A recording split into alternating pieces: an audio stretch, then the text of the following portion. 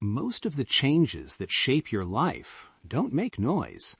They don't come with applause, notifications, or a perfectly filtered photo. And here's the uncomfortable question most people avoid. What if the most important growth in your life is happening where no one can see it, not even you?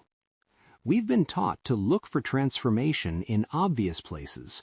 Promotions, relationships, before and after photos, big announcements that make other people clap. But real growth doesn't usually show up like that. It sneaks in quietly while you're busy thinking nothing is happening at all.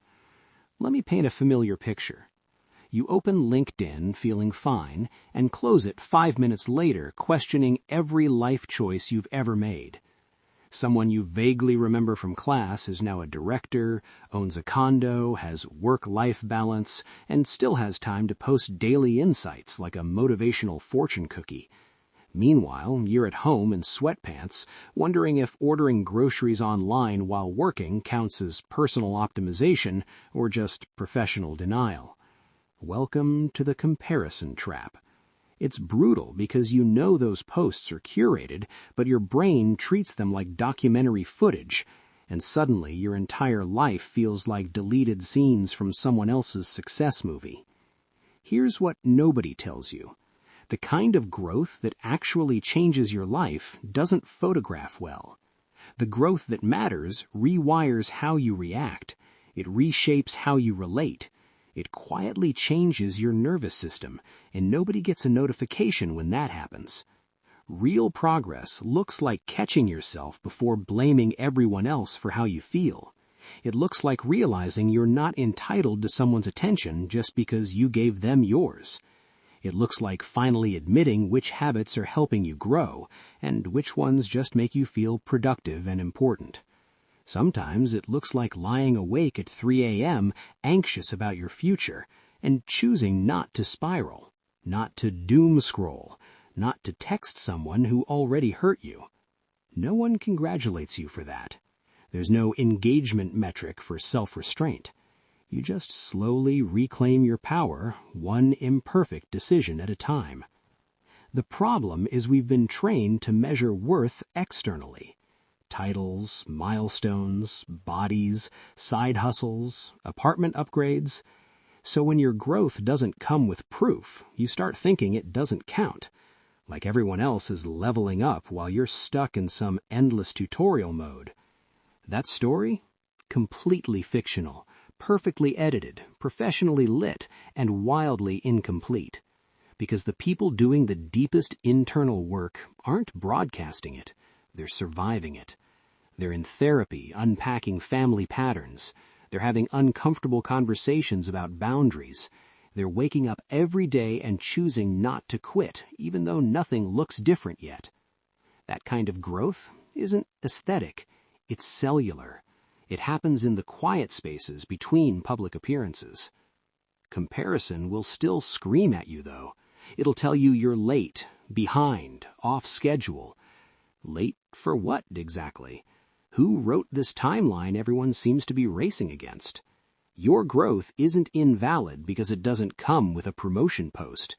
Your pace isn't wrong because it doesn't match someone else's highlight reel. That's not slowness, that's customization. Your life isn't mass-produced. It doesn't follow a product launch calendar. You're not behind. You're exactly on time for the version of life that actually fits you. And here's a sign of growth almost no one talks about. You're becoming allergic to certain kinds of energy. Not dramatically, no storming out of rooms or burning bridges, just subtle resistance. That networking event you used to tolerate, your body now quietly rejects it. Those grind-at-all-costs conversations, they feel like wearing an itchy sweater on your nervous system. That friend who turns everything into a competition, you start creating distance without even planning to. This isn't you losing ambition. It's your internal filter getting better. Your tolerance for performative productivity, toxic positivity, and energy-draining interactions is shrinking because you're finally learning what actually supports your growth. You might think you're becoming boring. You're not. Your intuition is just getting stronger.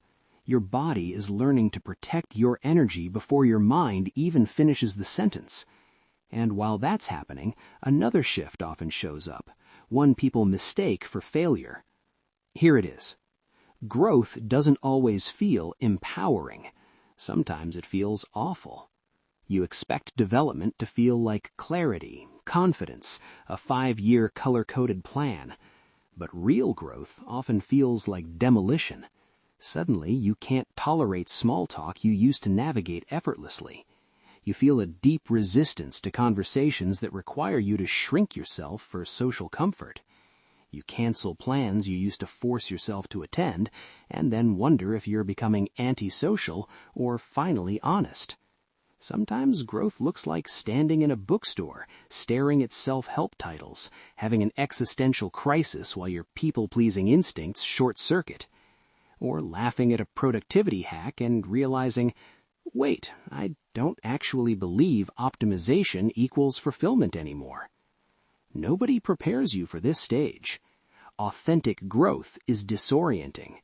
You don't get alerts when you've outgrown certain relationships. You just feel tired around them. You don't get fireworks when a goal finally materializes but doesn't fulfill you. You just think, oh, this is it? And then there's the part that really scares people, the neutrality. That phase where you don't feel sad or excited, just blank, like your emotions went into airplane mode and forgot to reconnect. You call it numbness, I call it recalibration. You're not shutting down, you're updating. For maybe the first time in years, you're not running on crisis energy, not fueled by anxiety, hustle, or the fear of falling behind. And your nervous system doesn't know what to do with the quiet yet. You think you're stuck, but maybe you're just no longer in survival mode. This isn't numbness, it's integration. And the real signs of growth? They whisper. They show up when someone tries to provoke you and you don't react. When you catch yourself mid-overthinking spiral and gently redirect. When that old voice says you're not enough and you don't immediately believe it. When you reply to messages without over-explaining. When you say no without writing a novel to justify it. That's evolution. That's real transformation. Nobody celebrates it, but it matters more than any public milestone ever could. You've learned to pause instead of prove, to listen instead of defend, to walk away instead of drain yourself trying to be understood. And sometimes, growth looks like breaking down in a grocery store over something ridiculous, not because of the thing itself, but because your body finally says, we're done pretending. That's not weakness, that's honesty. And here's the part you really need to hear. Think about how many times you almost quit, not dramatically, but quietly, on yourself, on hope, on becoming. But you didn't. That persistence, that's your real strength. No one congratulates you for surviving another internal crisis. No one congratulates you for getting out of bed when motivation is gone. But that part of you that keeps showing up anyway, that's your foundation. You don't need perfect clarity. You don't need to be in your healed era. You don't need to document your journey. You just need to continue. Because if there's still even a flicker inside you investing in a future you haven't seen yet, you are not finished. You are not failing. You are not behind. You are becoming. And sometimes the most powerful transformations happen so quietly that even you don't recognize them, until one day you realize you're no longer who you used to be.